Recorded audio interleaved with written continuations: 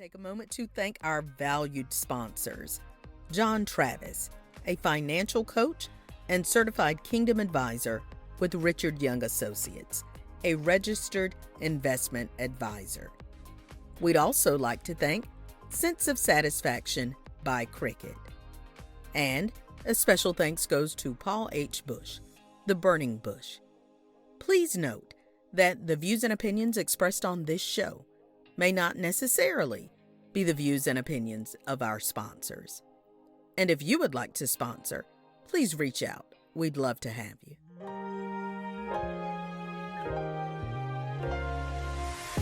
It's time to hear the story, make the connection, learn the lesson, and gain the wisdom.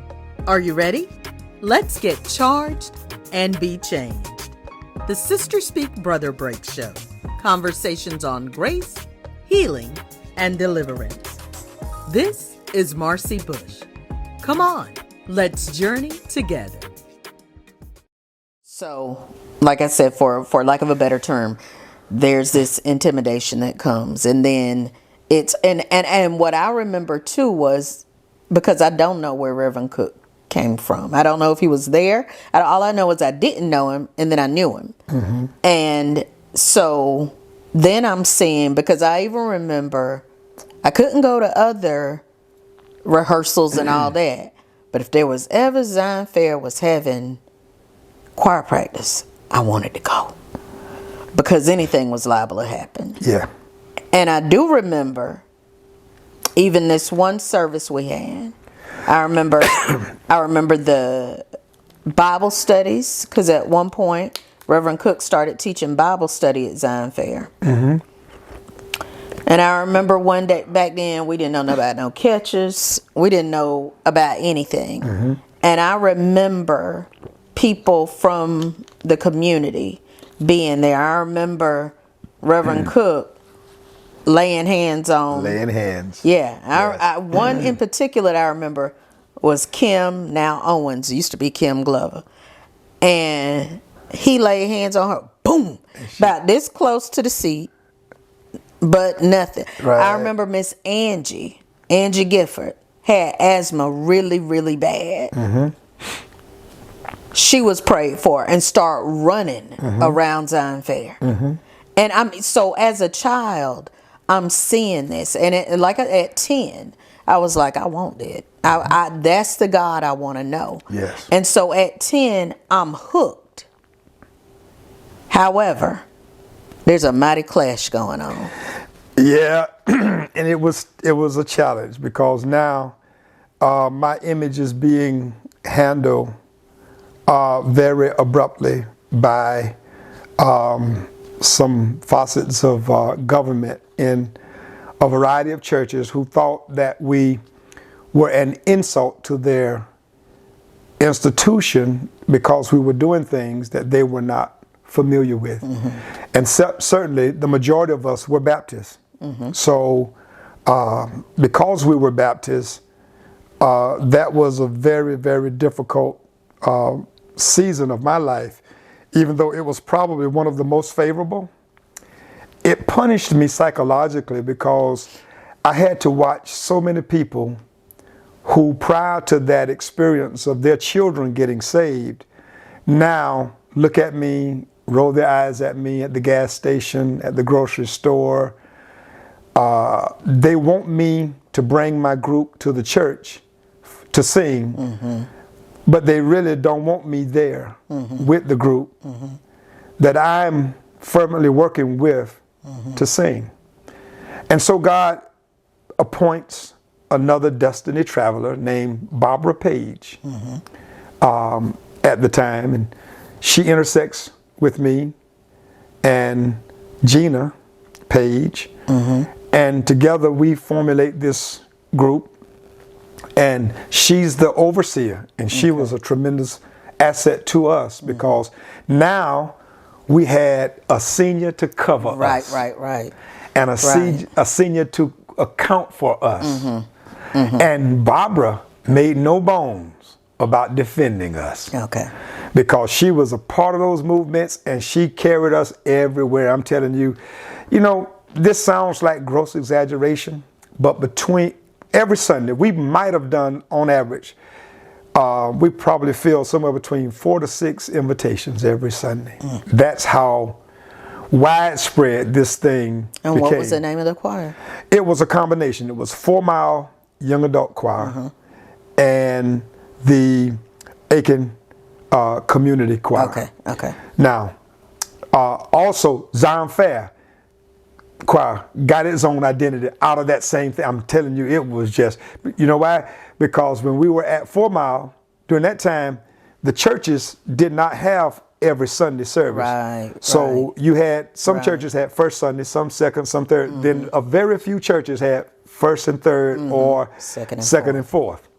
That hadn't even started yet. It was just one Sunday. So every Sunday we were in a church. We were in 4 Mile, or we were in Fairfield, or we were in Zion Fair, or we were in Zion Hill, or we were in the runs, and it just caught on like a contagious thing, and it was a good infection for the community.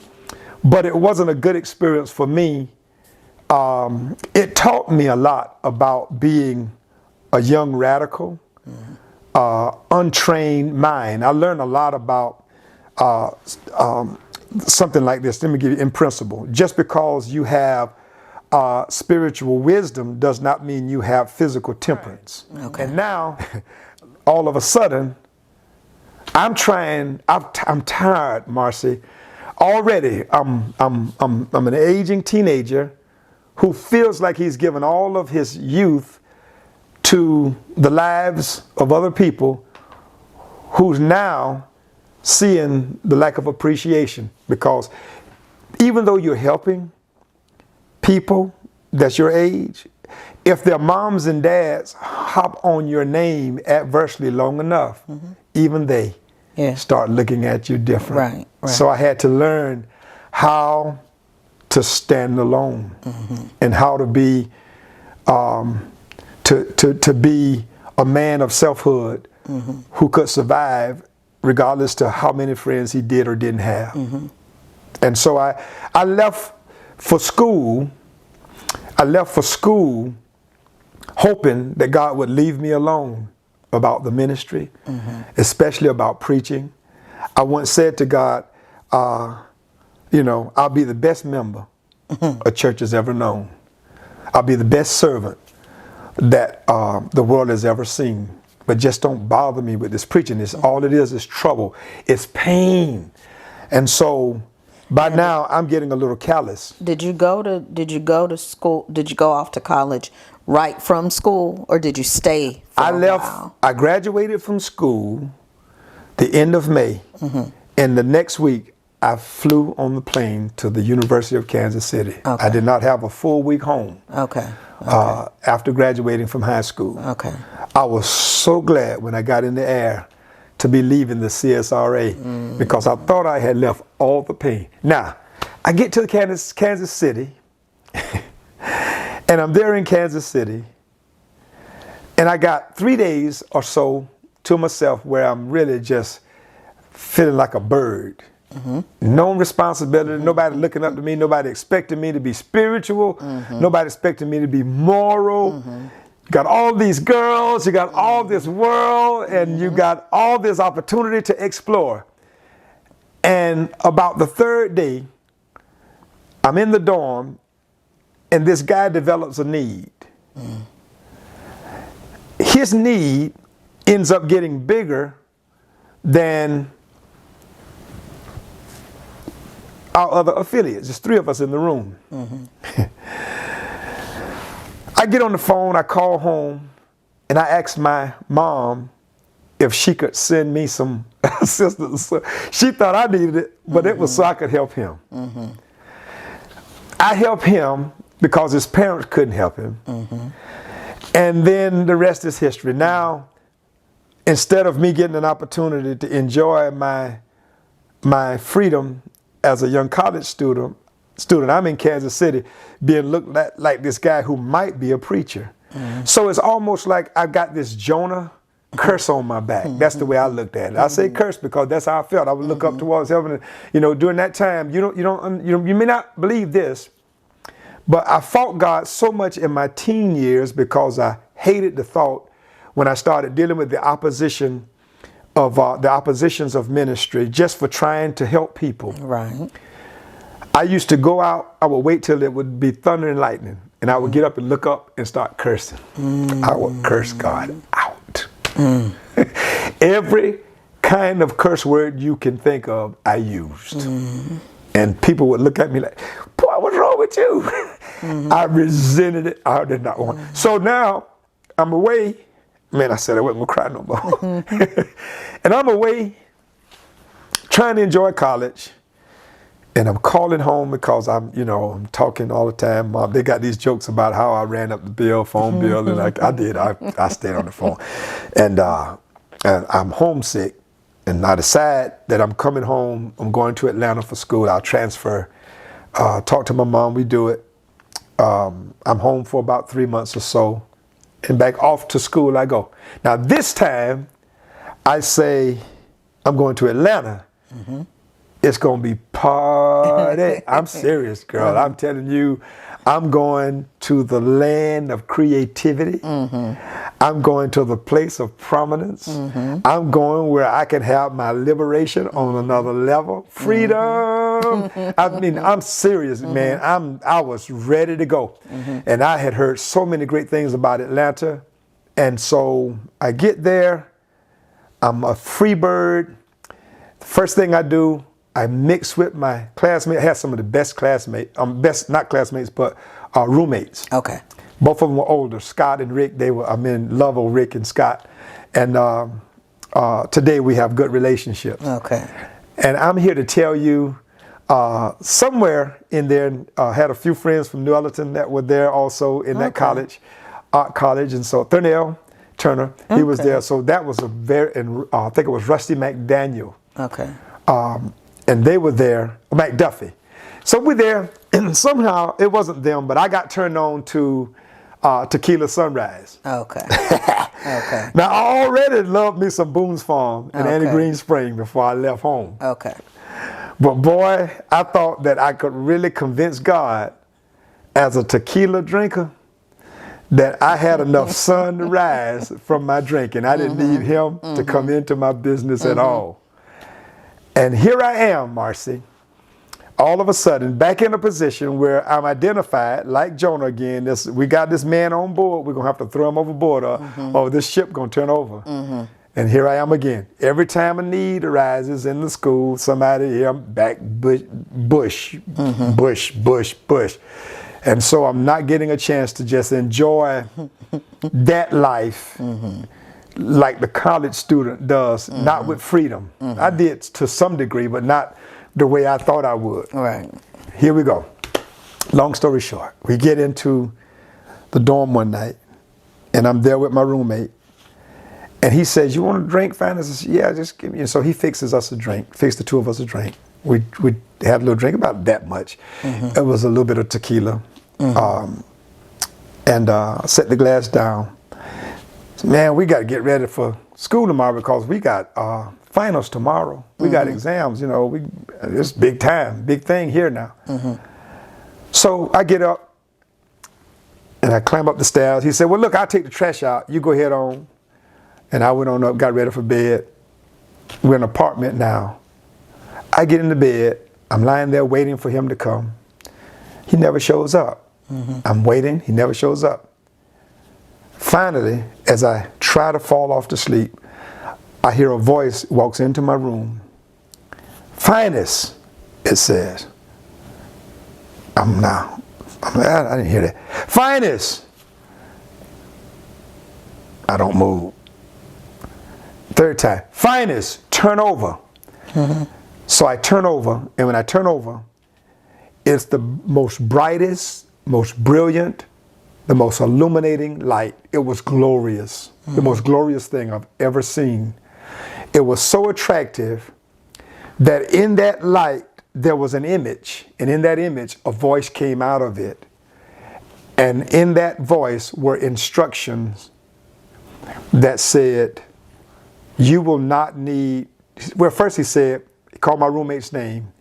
He said, "Edward will not be coming to his bed tonight. I'm like, I didn't know. Hindsight is 2020. He was giving me things that was going to confirm that he was there. Watch what happens later with this story. Okay. He says, and you will not have finals tomorrow. First two things he said. And then he proceeded. I want you to prepare to go back home. Whew. And preach. Now, I'm getting ready to go to California. My goal is, the closest I'm coming to Aiken County is Denver, Colorado. I don't ever want to see Aiken again. I'm taking my career, I'm like LeBron James, I'm carrying my talents to California. And so he instructs me, he says, tell only your mother, because your dad will not understand what I'm about to instruct you to do. And then he showed me a vision of a woman that was going to become my best friend that I did not even realize yet. Her name was Mamie Dunbar. Look how old my friends were. I see her in a vision. He said, and you'll be able to tell her. He didn't call her name. I'm lying there looking into this, there's nothing else around. The walls have disappeared. Everything is dissipated. It's just, there's nothing nothing concrete. Tangible, concrete to touch.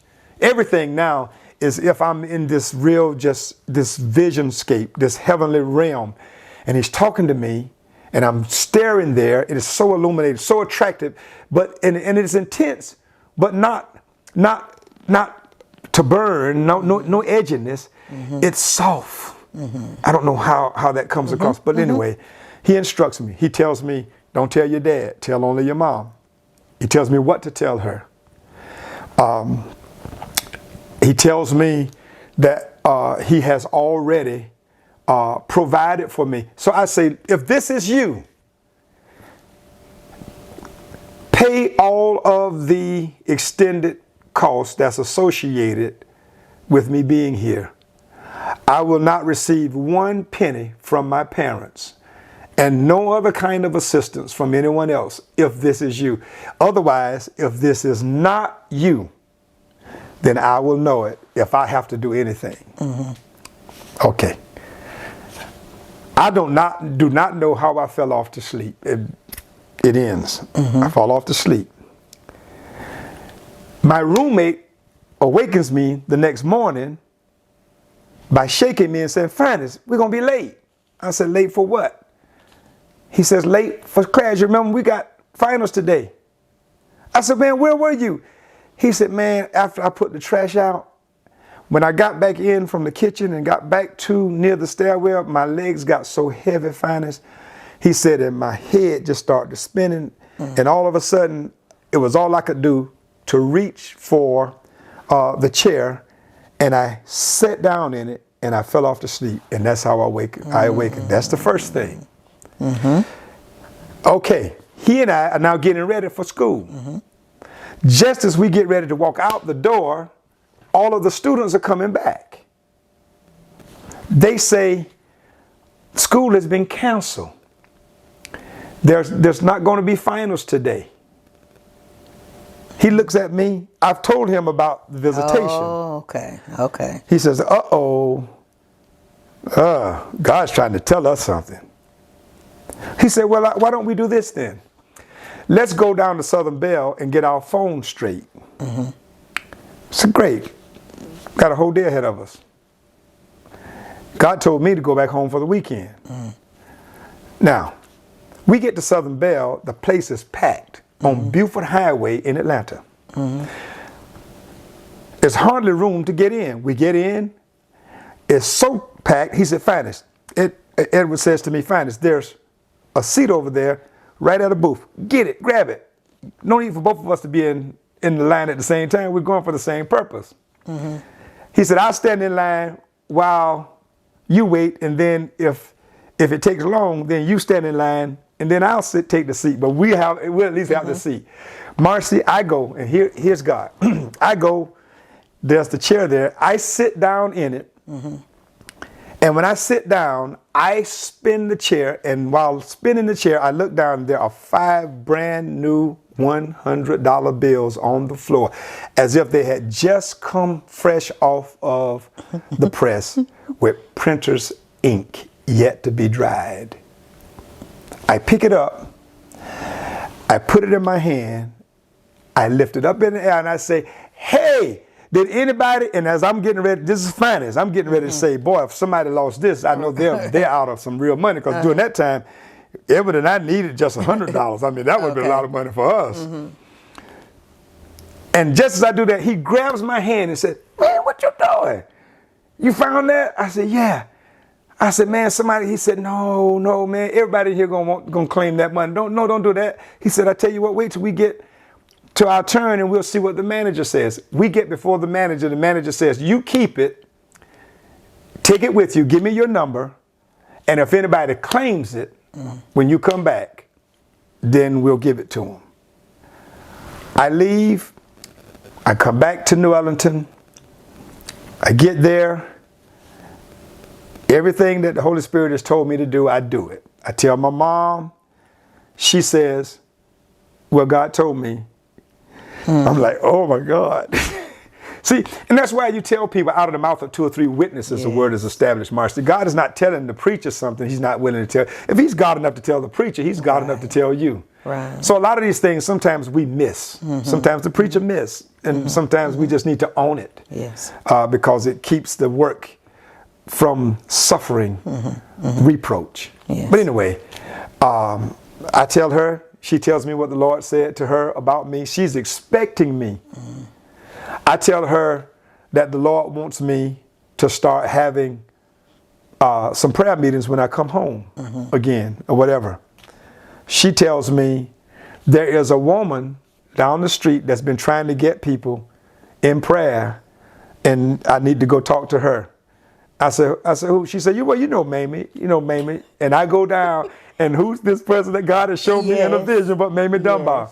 No, Lord. She calls Mamie, tells Miss Mamie about my experience. Miss Mamie, before I could get to her house, comes knocking on the door. She's at the front door on the porch of the house saying, is June there? Tell him to come out here and let's talk. And I go and we talk outside, we talk inside. Her and I must have talked an hour and a half, 2.5 hours there about the Lord and his goodness. And she'd been looking for somebody and praying for God to give her somebody young that didn't tire out easy, because she had a lot of people she wanted to help, and And Marcy, it started all over again. And it went. Now this was the invitation now where your dad gets involved, and he becomes a part of we have a place called the Outpost, where we're teaching Bible study, and now it's alternating between the 3 of us, your dad, Pastor Cook, and myself. Okay. So now that's how we ran the Outpost,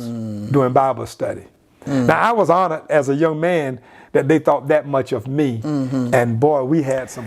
Miss Mamie said to me, young man, ain't no telling where God is going to take you, because so many people I have been praying for have gotten saved. Now we're dealing with the adults that have been in church all their lives, but now truly getting genuinely saved. And so I go back to college. I get back in Atlanta. I've got to now find a way to clean up everything, since I'm not going to finish this last quarter. Do you know that was 3 months left for my graduation? Yes. He demanded before graduation? Before graduation. Wow. Yes. He said, do not finish now. But I get back to school. I'm sitting in class. And all of a sudden I get called on the intercom to come upstairs to the office, the finance office. I go to the finance office, I sit down, and the lady says, are you Finace Bush? I said, yes.